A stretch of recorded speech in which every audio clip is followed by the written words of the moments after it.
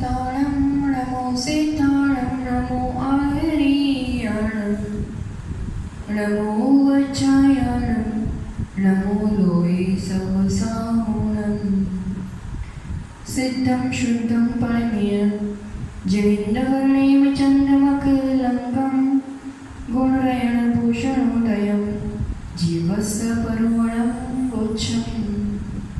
पंचपरमेश जी भगवान की जय। तपस्वी सम्राट आचार्य सन्मति सागर जी महाराज की जय। आचार्य रोहन सुनील सागर जी गुरुदेव की जय। माता जी की जय। संग की जय। एक बार एक सज्जन थे, उनकी आदत थी सब चीज एकदम व्यवस्थित रखने की अपने अपने स्थान पर, चाहे कपड़े हो, जूते हो, बिस्तर हो, सब चीज। और वो अपने आप हिसाब से रखते भी थे और चिट भी लगा देते थे कि भाई यहाँ पर ये चीज़ रखनी। वो जहाँ सोते थे वहाँ पर उन्होंने मैं ऐसा करके भी लिख लिया था। अब दिवाली का समय था और सब साफ सफाई करना और सब देखना कि सब व्यवस्थित है कि नहीं, तो उस रूप से वो सब चीज़ देख रहे थे और सब चीज़ अपने हिसाब से व्यवस्थित कर ली। और जब वो बिस्तर के पास गए और देखा कि मैं कौन हूँ, उनको समझ में ही नहीं आया, ध्यान ही नहीं आया, याद ही नहीं आया कि मैं कौन हूँ। और उदास होकर बैठे कि पहली बार ऐसा हुआ कि कुछ मैं भूल गया, अब इसको कहाँ से लाऊं, मैं कहाँ रखूं। उतने में उनके दोस्त का आना होता है। दोस्त पूछते हैं क्या बात है भैया, क्यों इतने उदास बैठे हो? तो कहते ये सब चीज़ तो मैंने बराबर रख ली, अब ये मैं कौन हूँ पता ही नहीं चल रहा है कहाँ पर है। तो दोस्त समझ गए और कहते अरे क्यों चिंता करता है, तो बैठ, यहाँ पर बैठ जा, मैं ढूंढ के लाता हूँ ऐसा।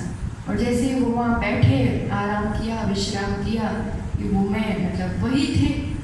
कहने का तात्पर्य बहुत चीज़ें अपन व्यवस्थित करना चाहते हैं और करते जा रहे हैं, पुरुषार्थ के ये ठीक कर लूँ, वैसा ठीक कर लूँ, और उसी सब झंझट में मैं कौन हूँ यही अभी तक नहीं पहचान पाए हैं।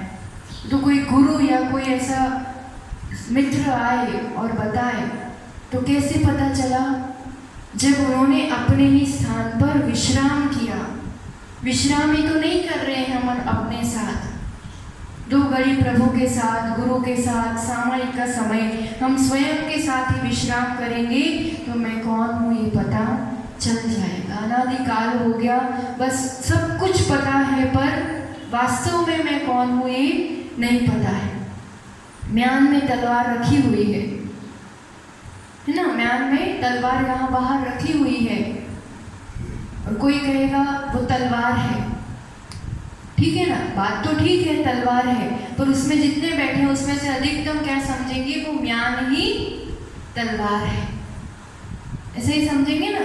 ये करंट, इस वायर में करंट है, वायर को मत छूना, करंट है, तो वायर को ही करंट समझ लेगा।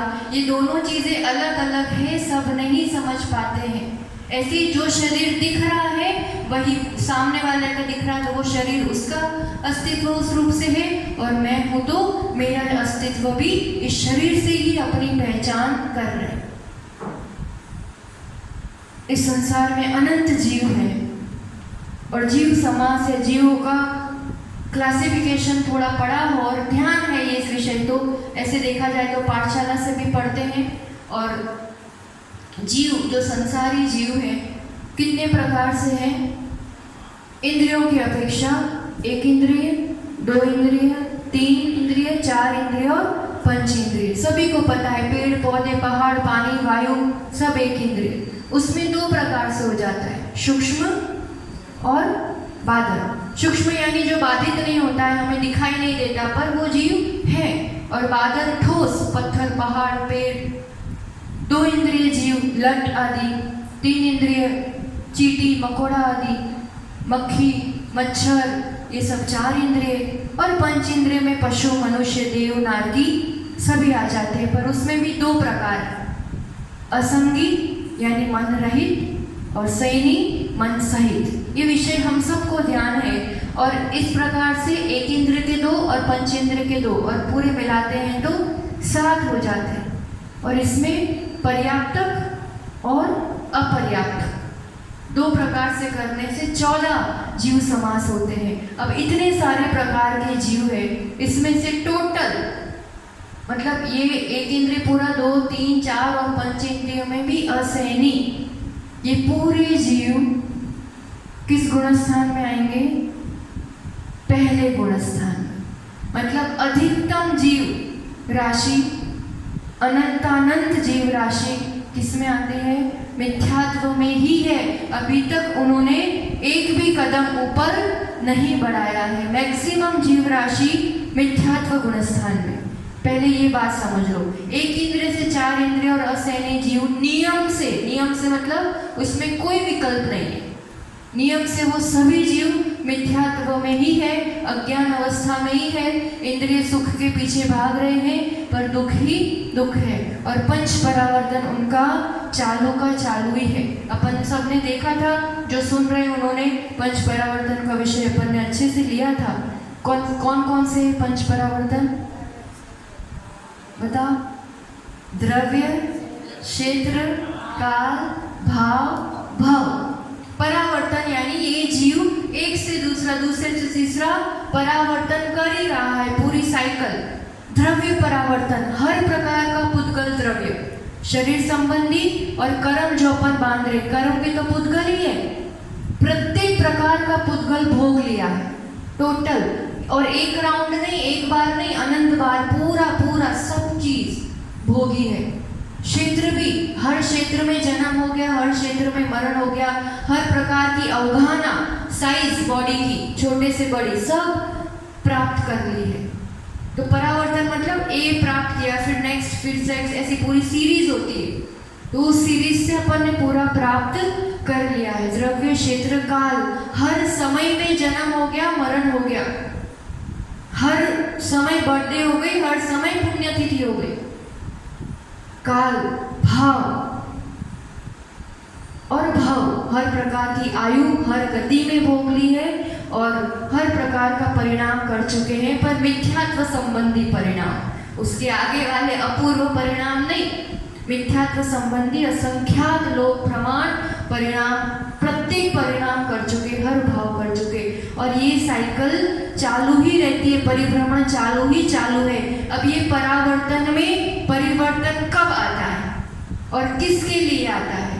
ये एलिजिबिलिटी होती है ना, कहीं एडमिशन लेना है तो ये चढ़ाई का एलिजिबिलिटी, मतलब यहाँ से ऊपर अब कौन चढ़ पाएगा, यहाँ तो सब हमेशा से है और मैक्सिमम जीव यही है। और सबसे बड़ी बात, हम जो बोल रहे हैं, आप जो सुन रहे हैं, अपन सबका भी इस भरत क्षेत्र में पंचम काल में जो जन्म हुआ है, मिथ्यात्व गुणस्थान में ही हुआ है। अभी सम्यक दृष्टि है वो अलग बात है, व्यवहार से तो अपन मानते ही हैं, और गुणस्थान की अपेक्षा केवली भगवान जाने कि अपन किस रूप से है, और कुछ अंदाज अपन भी लगा सकते हैं, पर जन्म तो इसी गुणस्थान में हुआ था। ये तो नियम है, सिद्धांत है। तो अब चढ़ाई की है तो किसने की है, कर सकते हैं तो कैसे कर सकते हैं, और उसमें क्या क्या होता है? तो सबसे पहली बात, इन सब को पार करके जो संगी पंचेंद्रिय जीव है, उन्हीं के लिए कभी ये रास्ता खुल सकता है, हो सकता है। सबसे पहली बात, जरूरियात का क्या आ गई? कौन सा जीव जो ये ऊपर की चढ़ाई करेगा, मतलब मिथ्यात्व छूटेगा, सम्यक दर्शन होगा, ऐसा किस जीव के लिए मुमकिन है? अगर होगा तो सबसे पहली शर्त, मन सहित पंचेंद्रिय जीव होना चाहिए। फिर वो चारों गति का हो सकता है, उसमें कोई दिक्कत नहीं, मनुष्य भी, देव भी, नारकी भी, या पंचेंद्रिय पशु भी, कोई भी चारों गति का मिथ्या दृष्टि संगी पंचेंद्रिय पर्याप्तक जीव, ये भी जरूरी है। कैसा होना चाहिए?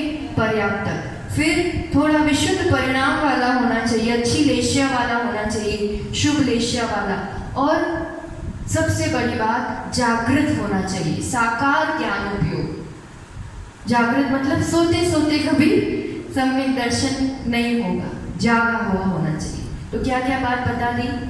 लिखना हो तो लिख लो, ये सब लब्धि सार में भी बहुत अच्छे से आता है। अपन शॉर्ट में ये विषय पूरा ले रहे हैं, वो सुन के ही वो क्या बोलते हैं, एक वो श्रवण करके अंदर बिठा देंगे। चारों गति का मिथ्या दृष्टि, चारों गति का मिथ्या दृष्टि, संगी पंचेंद्रिय, पर्याप्तक और शुभ लेश्या वाला जागृत, और सबसे बड़ी बात भव्य जीव।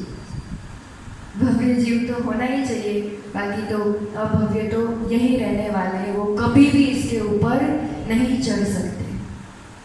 इतनी बातें हुई।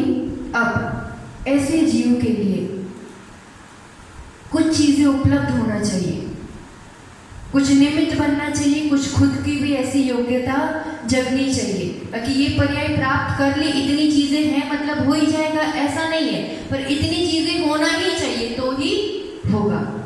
इतनी चीजें अपने पास हैं, इतनी तो है अपने पास अभी, है ना। अब आगे बढ़ते हैं। अब क्या होना चाहिए? तो बाह्य निमित्त होना चाहिए कुछ। बाह्य निमित्त में जो हमेशा राग द्वेष बढ़ाने वाले, संसार बढ़ाने वाले निमित्त, कई चीज़ों से अपन जुड़ते हैं, टूटते हैं, पर कुछ ऐसी चीज़, कोई ऐसी वस्तु, ऐसा व्यक्ति सामने होना चाहिए कि अनादिकाल की मिथ्या धारणाएं टूटनी चाहिए ना, तो धारणा बदले ऐसा कोई सामने सशक्त निमित्त होना चाहिए। तो वो है या तो जिनबिंब दर्शन, क्योंकि वीतराग अवस्था दिखेगी, ऐसी सदा प्रसन्न सुखी आनंदित प्रतिभा दिखेगी, तो कहीं ये धारणा टूटेगी कि मैं क्या हूँ। और वो ऐसी भी कोई अवस्था हो सकती है, जिज्ञासा जगेगी, चिंतन की धारा बदलेगी। जब गुरु को देखते हैं कि ये अपने जैसे और ऐसे रहते हैं, एक बार खाते हैं घर में ऐसा चलते, तो कुछ न कुछ तो अपनी धारणाओं पर कि इनको ये कैसे इतने आनंदित और सुखी है और मैं कैसी चीजों के पीछे भाग रहा हूँ, मतलब कुछ तो बात है। ये कब? या तो जिनबिंब दर्शन या गुरु उपदेश, धर्म श्रवण, ये दो सशक्त निमित्त है।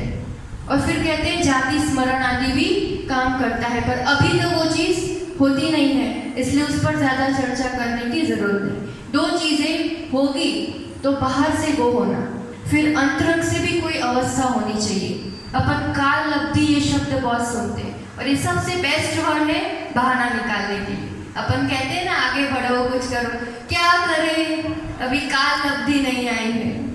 तो लब्धि, लब्धि यानी कुछ प्राप्ति होना, उपलब्धि होना, तो वो भी कहीं ना कहीं तीन चीजें, तीन तरह से ऐसी अवस्थाएं होनी चाहिए। एक तो भाव की अपेक्षा, अपन ने देखा कैसा भाव होना चाहिए, संगीत पंचेंद्रिय पर्याप्त, ये सब भाव स्थिति, भाव की अपेक्षा लब्धि, ये चीज होनी चाहिए। फिर एक होती है कर्म स्थिति की अपेक्षा, अंदर जो आत्मा के साथ बंधे हुए जो कर्म है, तो वो कर्म भी कहीं ना कहीं ऐसे परिणाम उस समय उस जीव के होने चाहिए कि जो अप्रशस्त प्रकृतियां, जो पाप प्रकृतियां बन रही हैं, वो भी अंतः कोड़ा कोड़ी सागर स्थिति बन रही है, मतलब कम स्थिति वाली बंद हो रहा है, ऐसे परिणाम वाला जीव होना चाहिए। और काल लब्धि जो अपन कहते हैं, तो कैसा काल होना चाहिए, कौन सा समय होना चाहिए, इसमें चौथा काल, पंचम काल, इससे मतलब नहीं है। काल लब्धि मतलब जो पंच परावर्तन पूरे अपने हैं ना, उसमें सबसे पहला द्रव्य परावर्तन। द्रव्य परावर्तन का, द्रव्य परावर्तन बोलो या पुद्गल परावर्तन बोलो, एक ही बात है, ठीक है। तो उस परावर्तन का आधा समय हुआ होना चाहिए, अर्ध पुद्गल परावर्तन वाला समय होना चाहिए। इतनी चीजें होनी चाहिए, फिर जाकर के उसी समय ये निमित्त भी मिले हैं, ये सब चीजें, कर्मों की स्थिति भी वैसी है, ये भाव भी वैसा मिला हुआ है, और टाइमिंग भी वही है कि मेरा अर्थ पुद्गल परावर्तन वाला समय चल रहा है, तब जाकर के अब तत्व चिंतन आदि के माध्यम से मार्ग खुल सकता है। खुलेगा ही जरूरी नहीं है। मरीचि के जीव को साक्षात भगवान आदिनाथ की वाणी समोशरण मिला, जिनबिंब क्या, साक्षात तीर्थंकर और समोशरण, और कहीं ना कहीं वो भावी तीर्थंकर भी थे, ये बात सुनी भी, पर तब सम्यक दर्शन हुआ नहीं हो पाया। सब चीजें थी, भव स्थिति थी, पर कहीं ना कहीं शायद या तो काल स्थिति नहीं होगी, अर्धपुद्गल वाला परावर्तन वाला समय नहीं होगा, या तो कर्मो तीव्र उदय होगा, मिथ्यात्व का तीव्र उदय। तो ऐसा साक्षात निमित्त मिलने पर भी काम नहीं होता है। समझ में आ रहा है? और उसी जीव ने 363 मत चलाए जो अपन ने कल सब बात की थी, ग्रहित मिथ्यात्व और उसमें जो भेद, तो उनके द्वारा ये क्रियावादी अक्रियावादी वैनिक ये सब जो बहुत सारे भेद ये उन्हीं के द्वारा चलाए गए थे। और वही जीव बहुत सारा काल परिभ्रमण करके उस मिथ्यात्व के साथ फिर शेर की पर्याय में, सोचने वाली बात है ना, साक्षात तीर्थंकर थे, मनुष्य पर्याय थी, पुण्य था, तब नहीं हो पाया। और शेर की पर्याय में मिथ्यात्व से चौथे गुणस्थान, चौथे क्या पांचवें में ही पहुंच गए थे, पर चौथे में चढ़ाई हुई मतलब होनहारिता भी काम करती है। और टाइमिंग ऐसा था, अब उनका संसार ज्यादा बाकी नहीं था। सर हर पशु को हो ही जाएगा ऐसा नहीं है, पर उस जीव की अपनी भवितव्यता, होनहारिता, मतलब ये चीजें भी अपने आप में काम करती है। बहाने बनाने के लिए नहीं, पुरुषार्थ तो करते ही रहना पड़ता है, पर ये बाहर से वैसा निमित्त मिलना, जैसे उनको धर्म श्रवण का, मुनिराज का उपदेश मिला, पर अंतरंग में भी वैसी स्थिति होगी कर्मों की, उपदेश से ही शायद विशुद्धि बढ़ी, लेशियाएं थोड़ी सी बदली, संगी पंचेंद्रिय जीव तो था ही, है ना। और अब उनको उस उपदेश से सम्यक दर्शन हुआ। मतलब क्या होता है, किस फेजेस से गुजरना पड़ता है, किन स्टेजेस से गुजरना पड़ता है, क्या लगती होती है उस आत्मा की उस समय। भेद विज्ञान की ज्योति जलती है। आज तक जो इस शरीर को ही अपना माना था, आप अपना बायोडेटा लिखते हो ना, लिखते हो, क्या क्या लिखते हो, बचपन से यही तो सिखाया है, नाम, फिर school name, father's name, mother's name, फिर डिग्री हो गई है तो डिग्री, फिर एड्रेस, कॉन्टेक्ट नंबर, है ना, बायोडेटा लिखते हैं ना, और उसी को अपना मानते हैं। उसमें एड्रेस क्या लिखते हैं, जहाँ रहते हैं वो। फिर होता है ना temporary address, permanent address. Permanent address पता है क्या है, लिख तो रहे हैं पर वही तो अपना भी मान रहे, बस वो मिथ्यात्व हो जाता है। व्यवहार से करना पड़ेगा, पर ये बोध भी तो होना चाहिए, मेरा असली घर, मेरा असली एड्रेस क्या है, मेरी शक्ति क्या है, मेरा पद क्या है, कहाँ तक जाना है, ये सब बोध होता है। कैसे, जब तत्व की बातें सुनते हैं गुरुमुख से, तब तक कुछ पता नहीं था, जैसा जीवन सिखाया गया, बताया गया, वैसा ही चलता रहा। पर हम सबका अपने जीवन का अनुभव है, कैसा टर्निंग पॉइंट आता है एकदम गुरु को देख करके, गुरु के उपदेश को सुन करके, जैसे उस शेर को हुआ था। तो सबसे बड़ा जरूरी है उसके लिए निरंतर तत्व चिंतन, तत्वाभ्यास। मैं जीव हूँ, बार बार इस शरीर आदि से भिन्न हूँ, आश्रव कैसे होता है, मोक्ष की अवस्था है, ये सब का बार बार बार बार बार बार अभ्यास। एक बार सुन लिया और एक बार में एकदम हो गया तो ऐसे नहीं होता है। कोई माचिस ढीली होती है तो एक बार यूँ करने में जल जाती है, नहीं जलती, क्या करना पड़ता है, या तो बार बार रगड़ो ताकि उसमें थोड़ी उष्णता आए, या तो धूप में सुखा दो तो हो पाता है। ऐसे ही मोह राग द्वेष से अनादि से भीगी है ये, एकदम से एक बार में भेद विज्ञान नहीं हो जाएगा। वो अंतर मुहूर्त का समय क्यों ना हो, एक मुहूर्त का ही क्यों ना हो, पर बार बार सतत लगातार उसका चिंतन, उसका अभ्यास, तो भेद विज्ञान की ज्योति जलती है। और इसका नाम सम्यक दर्शन है। भले थोड़ी देर के लिए, पर पूरे रूप से आत्मदर्शन, आत्मलीनता, उस स्वरूप की पहचान। तो उसके लिए क्रम से 5 लब्धियां होती है। फिर उस 5 लब्धियों के लास्ट मोमेंट में सम्यक दर्शन होता है। और जो सबसे पहले होता है वो प्रथमोपशम सम्यक दर्शन कहलाता है, उद्घाटन मोक्ष मार्ग का। आप दुकान का और सब जगह का उद्घाटन करते हो ना, फीते काटते हो, मोक्ष मार्ग का उद्घाटन होता है प्रथमोपशम सम्यक दर्शन से। एक अनादि मिथ्या दृष्टि जीव जब इतनी चीजों को प्राप्त कर लिया है, अब क्या होता है, 5 लब्धि नाम ध्यान है, बताएगा कोई? हाँ हाँ, और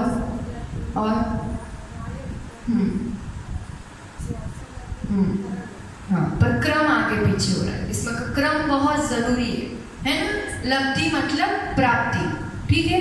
ये प्राप्ति होगी तो सम्यक दर्शन की प्राप्ति होगी। लब्धि सार बहुत महत्वपूर्ण और सुंदर ग्रंथ है, उसमें ये सम्यक की लब्धि, संयम की लब्धि, इसका पूरा फिर सार पूरे एंड तक पहुंचाने वाला एग्जैक्ट पूरा मैथमेटिक्स के साथ ही कब क्या होता है। अपन उतना विस्तृत तो नहीं लेंगे विषय, पर होता क्या है इतना तो थोड़ा सा समझेंगे। सबसे पहली लब्धि क्षयोपशम लब्धि।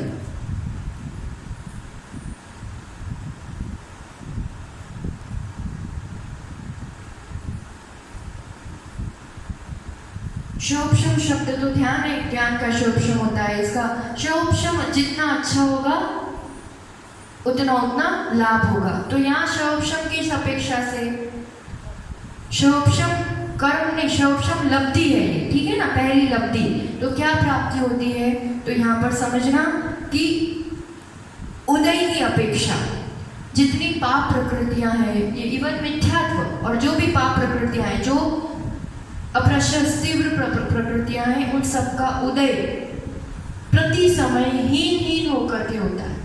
क्षयोपशम तो ही, क्योंकि तीव्र उदय होगा ना पाप का, कोई पाप करते करते सम्यक दर्शन हो सकता है? नहीं हो सकता है। और पाप का तीव्र प्रभाव होगा, उसका फल तीव्र अनुभाग से होगा, वो अस्थि शैल रूप, तो भी नहीं हो सकता। ये फर्स्ट नीड है कि उदय कम होना चाहिए, ताकि उसके प्रभाव में, क्योंकि अभी तक कर्मों के प्रभाव में ही जीते आए हैं, तो उसका प्रभाव कम होना चाहिए, अनुभाग शक्ति कम होनी चाहिए। और हर समय कम होते होते, हीन होते होते उदय में आता है। तो क्षयोपशम लब्धि में पाप प्रकृतियों का मंद उदय, ये प्राप्ति कहलाएगी, क्षयोपशम कहलाएगा। फर्स्ट सबसे बड़ी पहली नीड है ना, कि उदय पाप का मंद होना चाहिए, कम होना चाहिए।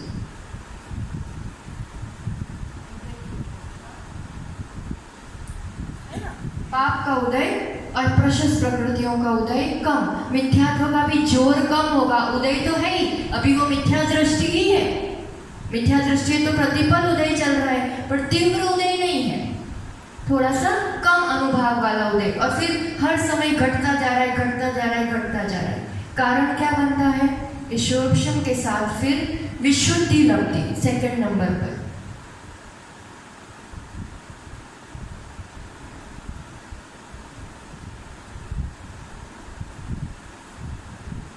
विशुद्धि परिणामों की इस मंद उदय में ऐसी विशुद्धि बनती है, धर्म अनुराग के परिणाम बनते हैं। अब देव शास्त्र गुरु के प्रति अनुराग होता है, उनकी अच्छी बातें अच्छी लगती है, सोचता है, वो कहते हैं ऐसे करने लगता है, विशुद्धि। तो इससे क्या होता है, अब जो बंद हो रहा है ना, तो बंद हो रहा है, तो पाप प्रकृतियों का तो बहुत कम उससे बंद हो रहा है, और पुण्य प्रकृतियों का बंद अच्छे से हो रहा है। तो ये जो काम करती है लब्धि, ये बंद पे काम करती है। पाप प्रकृतियों का कम अनुभाग में, बहुत कम होते होते स्थिति भी कम पड़ेगी, अनुभाग भी कम पड़ेगा, वैसे बंद होगा। और पुण्य प्रकृतियों का अच्छे से बंद होगा। और ये परिणाम कैसे काम करते हैं? वो खूब अनुराग देव शास्त्र गुरु के प्रति, ठीक है ना, विशुद्धि लब्धि।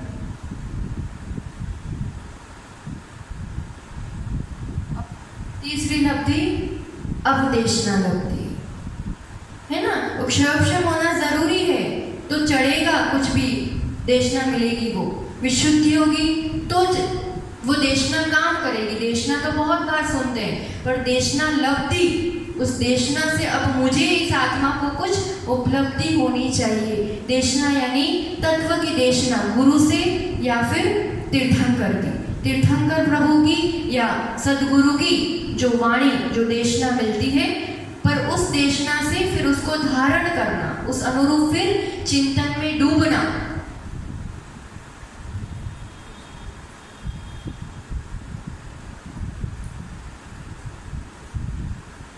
देशना मिली, प्रवचन मिला, फिर उस अनुरूप धारणाओं को बदलना, चिंतन की धारा उसको बनाना। अब बहुत शांत, सहज, स्थिर अपने चिंतन में बैठा है वो।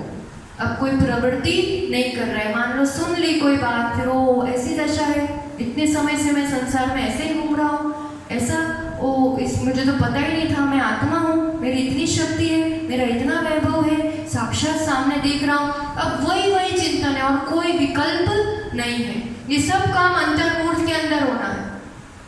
और मैक्सिमम आप देखना सम्यक दर्शन होता है तो प्रायः करके वृद्धिधारी मुनिराज के आगे या फिर तीर्थंकर समूह शरण में बहुत मतलब जल्दी कोई भी वहाँ गया, सुना और सम्यक दर्शन हो गई, दीक्षा हो गई, या फिर देववादी को अकृत्रिम चैत्यालयों के दर्शन करने से भी होता है। तो देशना लब्धि उस समय तो साक्षात नहीं मिल रही है, तो पूर्व में पाई हुई, या तो तीर्थंकर को सुना होगा, गुरु को सुना होगा, वो स्मरण में आ गया। जैसे भगवान को देखा, ओ ऐसा ही तो कहा था, यही तो मैंने सुना था। तो निसर्गज भी हो सकता है, अधिगमज भी।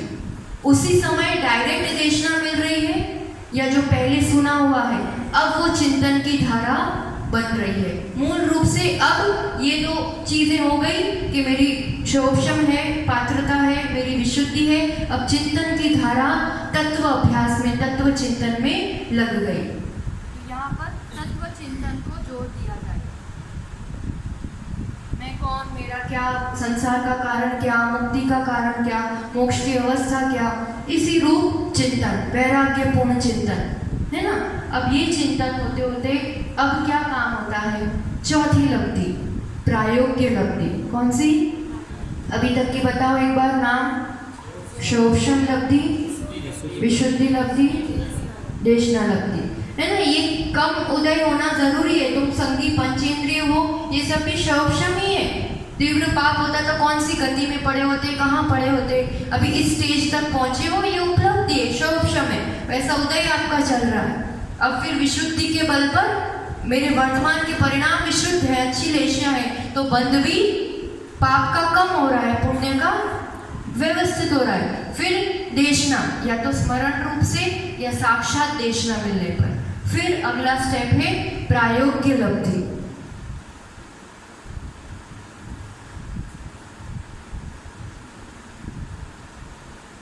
अब यहाँ क्या काम होता है? सत्ता पर जबरदस्त काम, परिणामों की विशुद्धि की एक शक्ति देखो, या उसका सुफल देखो।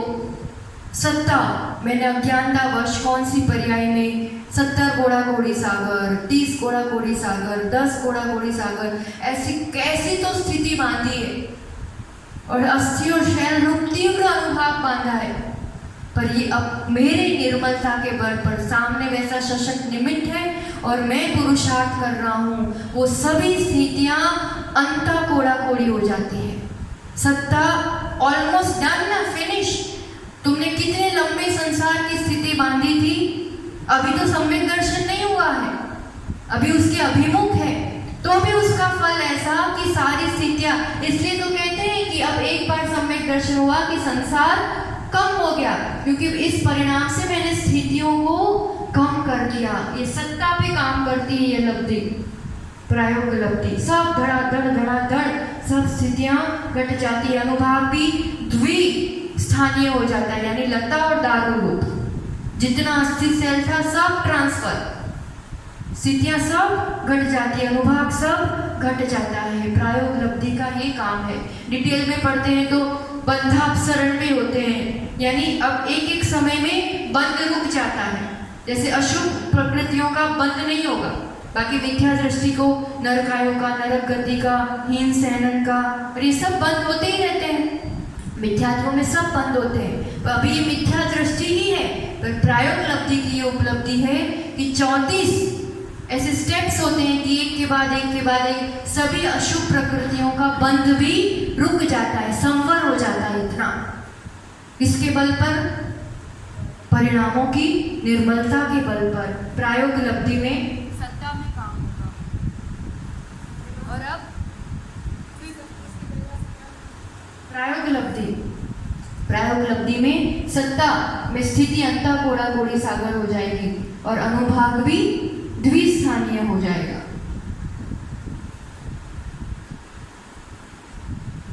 और अब अंतिम पर सबसे महत्वपूर्ण, यहाँ एंट्री की तो सम्यक दर्शन होगा। बाकी यहाँ तक भी पहुँच गए तो ज़रूरी नहीं है कि सम्यक दर्शन हो। कितनी बार उपदेश सुनते हैं, कितनी बार विशुद्धि बनती है, पर पहुँच ही जाए ऐसा ज़रूरी नहीं है। यहाँ तक तो अभव्य भी पहुँच जाता है। सम्यक दर्शन होने की गारंटी तब जब करण लब्धि तक पहुँचो। पांचवी लब्धि करण लब्धि, और करण लब्धि में प्रवेश किया मतलब 100% अब होगा ही होगा, अब कोई रोक भी नहीं सकता। ये बात गारंटी हो गई। और ये सब लब्धियां कितनी देर में होती है? अंतर्मुहूर्त में, कोई घंटों नहीं लगना है इसमें, है ना। तो करण लब्धि, करण यानी परिणाम। अब परिणामों की विशुद्धि उत्तर उत्तर उत्तर उत्तर बढ़ती जाएगी, बढ़ती जाएगी, बढ़ती जाएगी, है ना।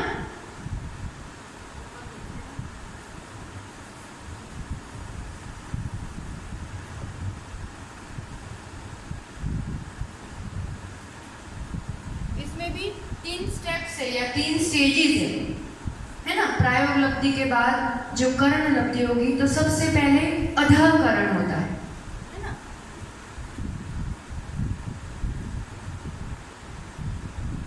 सेकंड अपूर्वकरण,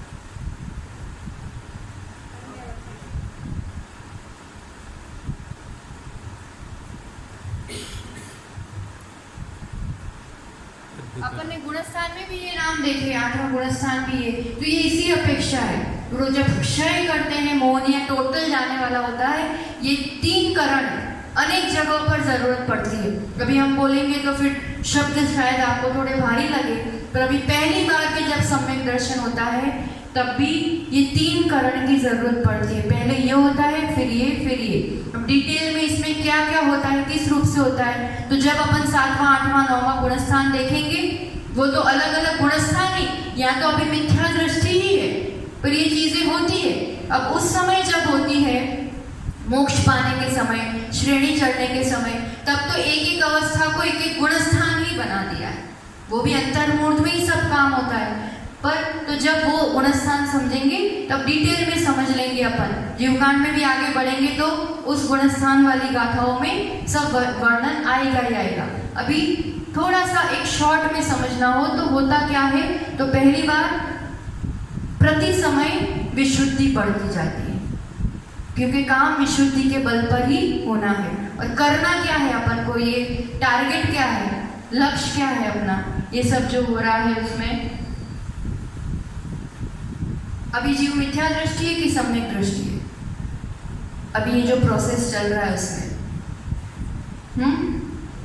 मिथ्या दृष्टि है। मिथ्यात्व उदय में आ रहा है। तो सम्यक दृष्टि कैसे कहलाएगा? मिथ्यात्व का उदय होगा तो सम्यक दर्शन हो पाएगा। सम्यक दर्शन पाना मतलब मिथ्यात्व के उदय को रोकना पड़ेगा। लक्ष्य ये है, टारगेट ये है, वहां तक पहुंचना है।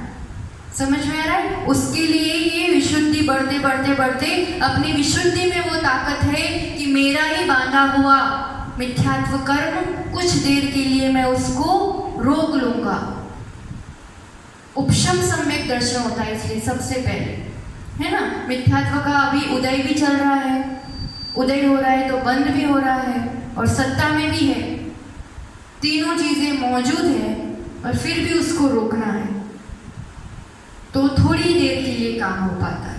परमानेंट एक बार में अटैक किया और खत्म हो गया, ऐसा नहीं हो पाता है। सबसे बलवान कर्म है ये, इसलिए बाकी सब कर्म तो एक बार में खटाट खटाट खटाट खत्म हो जाता है, ये एक बार में नहीं होता है। तो इसके लिए ऐसी जरूरत पड़ती है, थोड़ी देर के लिए रोकना, पर हमेशा का काम हो जाता है। तो इसलिए उपशम अपन ने पढ़ा था ना, उपशम कैसी अवस्था है? उपशम यानी बताओ, दबाना, ये तो अपन ने सुना हुआ है। हमने क्या कहा था? उपशम यानी उसकी शक्ति को रोकना, उदय का अभाव, कुछ देर के लिए सही, पर उसको उदय में नहीं आने देना। ये काम करना है अब इस विशुद्धि के बल पर। लक्ष्य ये है और ये होने वाला है। ठीक है, तो स्टेप से उसके सबसे पहले अधःकरण होता है। अब इन सब में काम चल रहे हैं, है ना। कैसे काम चल रहे हैं कि जैसे अभी बताया था ना, स्थिति कांडक काल, स्थिति घटती जा रही सभी कर्मों की। फिर अनुभाग कांडक काल, अनुभाग भी समूह समूह में घटता जा रहा है। ये काम अंदर ऑटोमेटिक फैक्ट्री में चल रहा है। वो व्यक्ति क्या कर रहा है, वो नहीं कर रहा है कुछ भी, वो तो तत्व चिंतन में लीन बैठा है, अपनी आत्मा का स्मरण कर रहा है ना। और मिथ्यात्व भी बहुत अनुभाग कम होते होते उदय में आ रहा है, एकदम फीके रूप से लता रूप में उदय में आ रहा है वो भी। ठीक, दारू का कुछ अंश, लता तो होता नहीं है उसमें, पर मंद दारू रूप वो उदय में आ रहा है। और वो व्यक्ति तो एकदम शांत स्थिर बैठा है, पर अंदर ये सब काम ऑटोमेटिक हो रहे हैं। स्थिति का घटना, अनुभाग का घटना, गुण संक्रमण, गुण श्रेणी, निर्जरा, ये सब देखेंगे अपन अपूर्वकरण आदि गुणस्थान में। गुण श्रेणी मतलब गुणित रूप से निर्जरा होती रहती है कर्मों की, उदय में आके खिड़ते जाते हैं। ये सब काम एक तरफ चल रहा है अधःकरण में और अपूर्वकरण में। अब अनिवृत्तिकरण में ये दशा बढ़ते अब उसमें लास्ट मोमेंट्स में क्या काम होता है, ये निषेक रचना है मिथ्यात्व, ठीक है ना।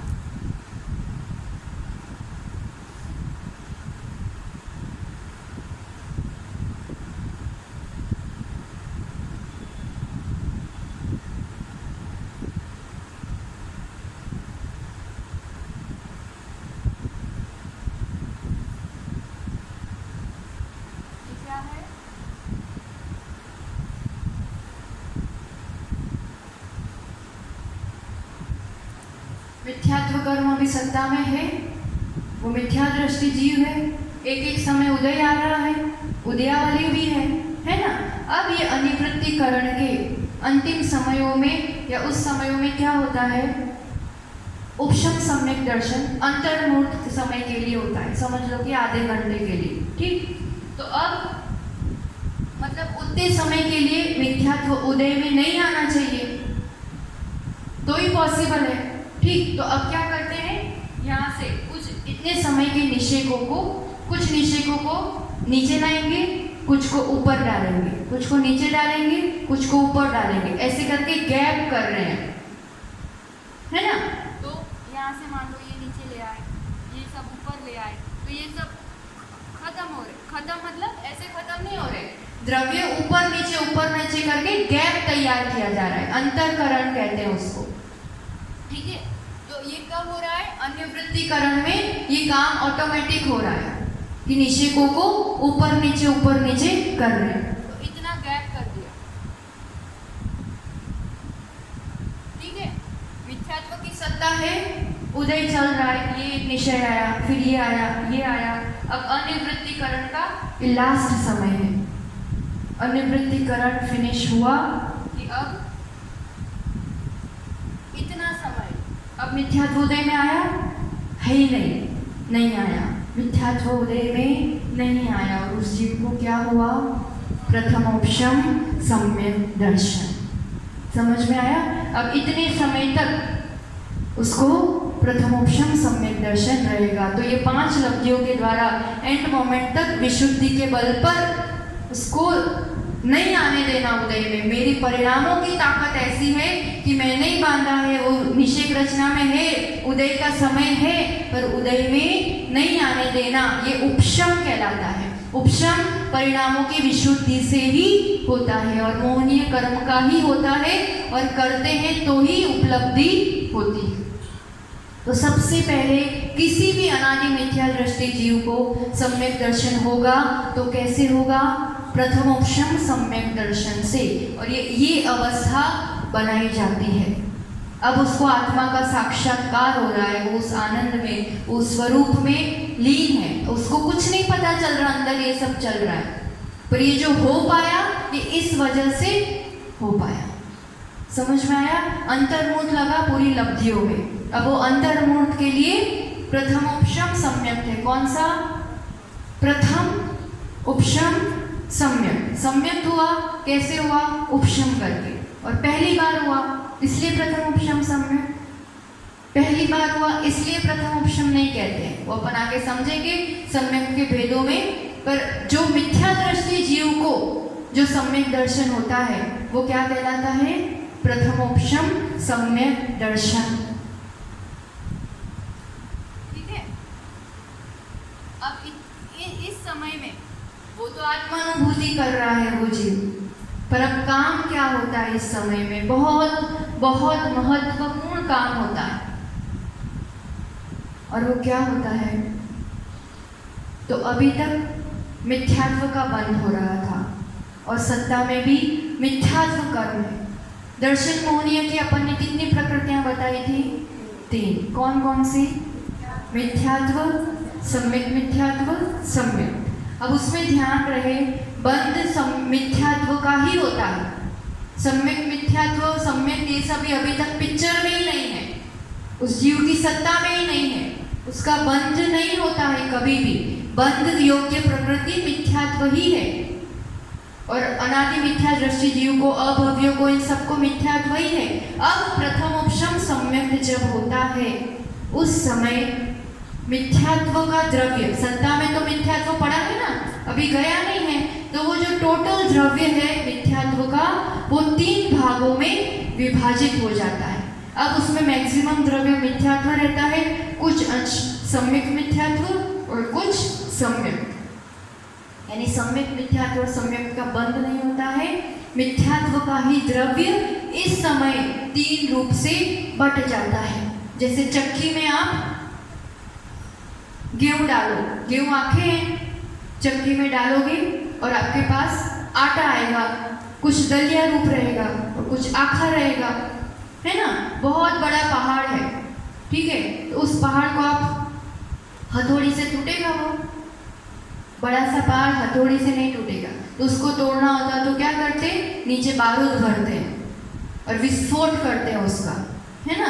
तो ऐसे ही प्रथमोपशम सम्यक से मान लो मिथ्यात्व के पहाड़ का विस्फोट होता है। अब पहाड़ का विस्फोट होगा तो अधिकतम पहाड़ तो वैसा ही बना रहेगा और कुछ छोटे छोटे टुकड़े होंगे और कुछ एकदम थोड़ा चूरा सा हो जाएगा, है ना? बस वैसे वही पहाड़ के 3 हिस्से हो गए ना, वैसे वही मिथ्यात्व द्रव्य के 3 प्रकार से। तो ये ऐसा समझो कि जैसे ट्रेन आने वाली है ना? ट्रेन आने वाली होती है तो क्या करते हैं? इस तरफ से फाटक बंद कर देते हैं, इस तरफ से फाटक बंद कर देते हैं, है ना? और ट्रेन आराम से बीच में से निकल जाती है। ऐसे प्रथम उपशम सम्यक दर्शन रूपी ट्रेन आने वाली होती है तो मिथ्यात्व इधर और इधर कर दिया जाता है। कोई बड़ा नेता आने वाला हो तो सब रोड क्लियर कर देते हैं ना, ट्रैफिक कोई भी जाम बिल्कुल होना नहीं चाहिए। वैसा सम्यक दर्शन रूपी प्राइम मिनिस्टर आने वाला होता है ना, तो मिथ्यात्व को अपने परिणामों के बल पर आगे पीछे कर दिया जाता है। अब इसका भी गणित है, कर्म कांड में आता है गाथा में कि कैसे किस रूप से द्रव्य डिवाइड होता है। तो कल देखेंगे फिर, जैसा बता दो। पर इतना विषय ध्यान में आया। लब्धियां कौन कौन सी? सबसे पहली शौक्षम लब्धि, दूसरी विशुद्धि लब्धि, तीसरी देशना, प्रायोग्य और करण लब्धि। करण में भी 3 प्रकार। और ये करण लब्धि में एंट्री की अनिवृत्ति करण तक पहुंचे कि ये काम होता है और ये जीव को प्रथमोपशम सम्यक दर्शन होते ही उस शेर को भी ऐसा ही कुछ अनुभव हुआ होगा। और फिर सीधी चढ़ाई कहाँ होती है? मिथ्यात्व में था ना वो जीव। अब सेकेंड, थर्ड, फोर्थ, सीधी चढ़ाई कहाँ होती है? चौथे में अविरत सम्यक दृष्टि। इसलिए अभी दूसरा तीसरा नहीं समझा है, क्योंकि इसको समझने के लिए भी पहले ये अवस्था तो समझनी ही पड़ेगी, उसके बिना ये समझ में नहीं आ पाएंगे।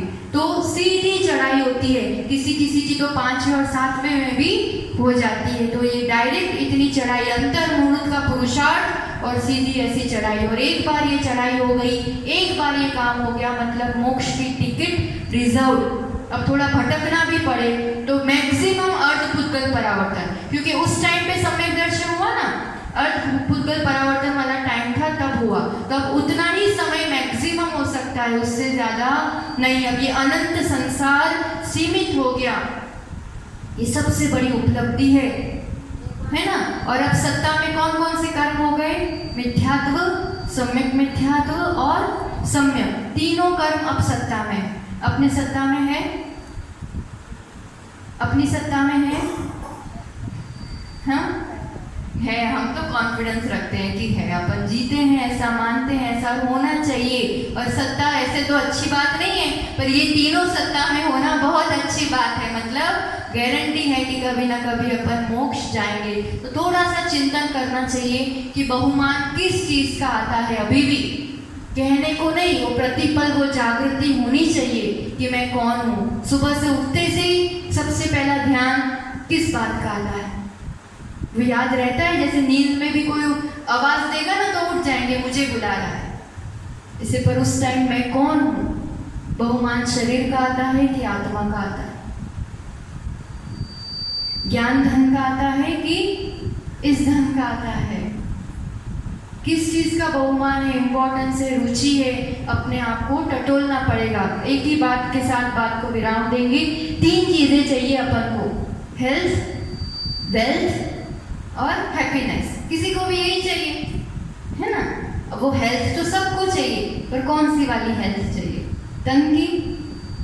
तन की और मन की, इतने ही तक सीमित है अपन। शरीर स्वस्थ होना चाहिए, मन डिप्रेशन में नहीं होना चाहिए। कौन सा हेल्थ चाहिए? आत्मा स्वस्थ होनी चाहिए ना, आत्मा रोगों से मुक्त होनी चाहिए, ये वाली हेल्थ चाहिए। तो समझो कि अपन सम्यक दृष्टि। वेल्थ कौन सी चाहिए? डॉलर, केडी, रुपीस, चांदी, सोना, हीरा? कौन सी वेल्थ चाहिए? दुनिया में तो इसी की कीमत है, इसी को वेल्थ कहेंगे। आप डेफिनेशन देख लेना डिक्शनरी में, हेल्थ की यही मिलेगी। पर अपन को कौन सी हेल्थ चाहिए? चाहिए सबको ये, बस दृष्टि का ही तो अंतर है कि कौन सी वाले चाहिए। तो जिस वाली को चूज करोगे उस हिसाब से मिथ्यात्व और सम्यक की अपने आप पता चल जाएगा कि कहाँ है अपन। कौन सा वेल्थ चाहिए? ज्ञान धन, ज्ञान संपदा है मेरी, ज्ञान सुख दर्शन, ये सब आत्म संपदा चाहिए। और हैप्पीनेस, इंद्रिय सुख, एसी, बंगला, गाड़ी, अतीन्द्रिय सुख, आत्मिक सुख, शाश्वत सुख, है ना। तो अब ये दृष्टि बदल जाएगी तो मार्ग भी बदल जाएगा। तो अपन को अब ये कैसे, अपने चढ़ाई की है कि नहीं, और नहीं की है तो इतना कह दे कि ये जहाँ अपन है, जिस भाव में है, भले मिथ्यात्व के साथ आए हैं, पर ये प्रथमोपशम सम्यक हो सकता है, अपन ऊपर चढ़ सकते हैं। अभी उस योग्यता, उस स्तर पर अपन है। इसलिए जिन बिंब मिले हैं, गुरु भी मिले हैं, उपदेश भी मिल रहा है, तो तत्व चिंतन, तत्व अभ्यास के साथ ये पुरुषार्थ बढ़ाना चाहिए। इसी मंगल भावना के साथ कल पूरा उसका गणित देख के आगे अपन दूसरे गुणस्थानों को देखेंगे। जय बोले आचार्य रोहन सुनील सागर जी गुरुदेव की जिनवाणी स्तुति। जवानी के ज्ञान से सूझे लोकालोक, सोवाणी मस्तक नमो सदा लेत हूँ दोगे। जिनवाणी भारती तो है जपो दिन रैन, जो तेरा शरणा रहे सो पावे सुख चैन। 9 बार नमोकार।